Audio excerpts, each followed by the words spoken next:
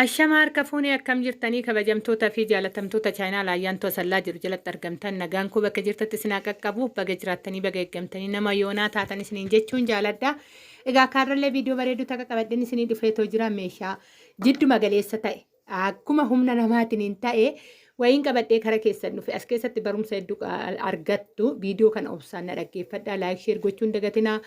Warroonni chaayinaa laayyaan tufaara wataatan hoggaa raattan sabiskiraabii godhuun maatii kootaa jechuun isin gaman maana dhaansa koofeerraa koodha. Warroonni na jaalattanii na kabajanii chaayinaa lakkoo laayik gootanii sheer gootan hedduu tokko galatooma.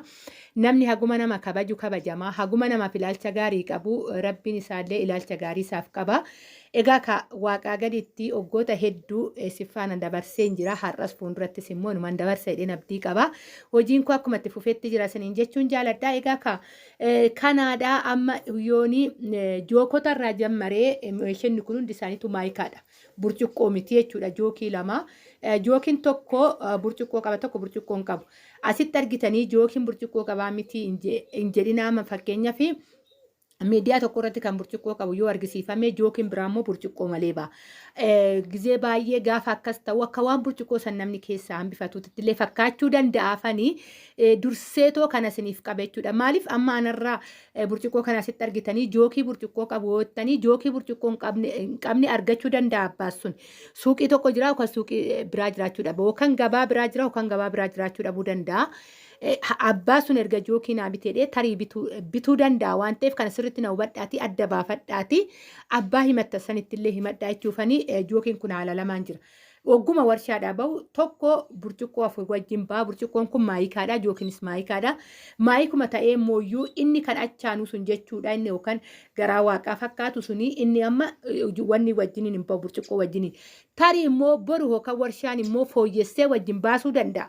Gabaa har'aan isinitti himaa ta'u jira isiniin jechuun jaaladhaa kana saanu kuni.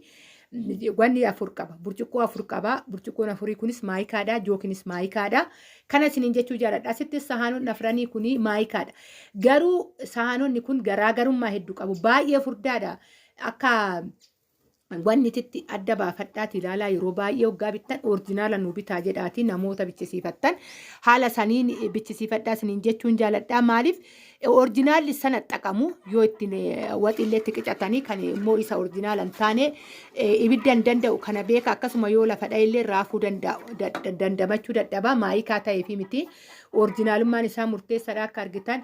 Sahaaniin kunillee sahaanii saraamikii miti maayikaadha.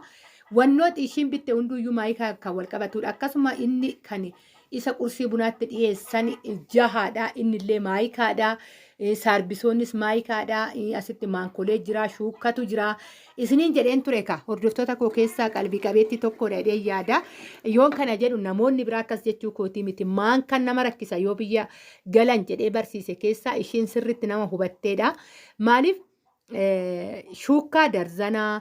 Maankaa darzanaa isa shaayii akkasitti hunda isaayyuu tokkoon mataa isaatiitti bitattee jechuudha. Yeroo baay'ee isa yaadan hanga har'aa dirasii namoota lamaafan bite waa'ee maankota keessattuu maxxalxayaa ishii firiijii biiffee keessa galtu saniidha. Ijoolleen keenya kan barbaadan malee isa kan sibiilaatti fayyadamnu kana namoo lama bichaadhaafan bite haga ammaa dirasii. Maaliif akka waan salphaatitti ilaalla wantoota biiffee keessa galuun alatti waan itti fayyadamnu dhiyootti nu fayyadamaan kaawwan kun amma as keessa cilfaa jira cilfaa waxii lama kan ruuzii qicu lama haala kanaan bitatte isa sanamma namoonni baay'een hin yaadannu gaafa biyya galleetoo biiffee keenya bannee waxii wannee keessummaan baga nagaadhaan dhufte nuun jedhu edaa isallee binnee maaloo ollaa naa kenni maaloo haadha manaa amaatii too naa kenni waan akkasii keessa seenuu deemne jechuudha. Garuu immoo gaafa mana kee jiraate san gaduma fuutetuma waan baay'ee binnee waan xiqqoo daganna yeroo baay'ee yoon kana jedhu namni guutuudha jechuu kooti miti. Ani sirri namataa kiyyaan qaba namni suni sirri namataa isaa qaba mana kiyya waa guutetii miti. Meeshaalee hoggaan isinii bitu an ayyaantu mana koo wanni hundurraa hafa ta'eetii miti. Wanti hir'atu danuun ni jira.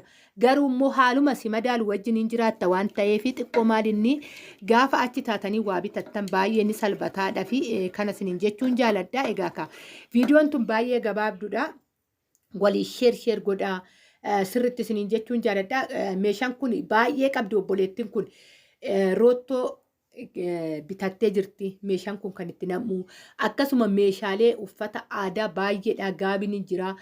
kana bichaa miti isiniin jechuufani garuu maalinni ani waan meeshaa kanarraa haasa'u barbaade fi malee uffataan deebisee meeshaa danuudha kan na biraa qabdu galuu fi gaafa galte gortee fudhattee